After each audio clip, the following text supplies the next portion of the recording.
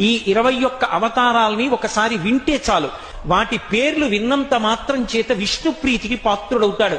వేరొక్కసారి జాగ్రత్తగా వినండి. మొట్టమొదట ఆదినారాయణుడు, సనకసనందనాదులు. దాని తర్వాత వచ్చినటువంటిది యజ్ఞవరాహావతారం. యజ్ఞవరాహావతారం తర్వాత నారదుడు. నారదుడి తర్వాత నరనారాయణుడు. నరనారాయణుల తర్వాత వచ్చినటువంటిది కపిలావతారం. కపిలావతారం తర్వాత దత్తాత్రేయావతారం. దత్తాత్రేయావతారం తర్వాత యజ్ఞావతారం. యజ్ఞుని యొక్క అవతారం తర్వాత వృషభావతారం. వృషభావతారం తర్వాత వచ్చింది పృథుమహారాజు గారి అవతారం. పృథుమహారాజు గారి అవతారం తర్వాత వచ్చినటువంటి అవతారం మత్స్యావతారం. తర్వాత కూర్మావతారం. తర్వాత ధన్వంతరి. తర్వాత మోహిని. తర్వాత నరసింహుడు. తర్వాత వామనమూర్తి.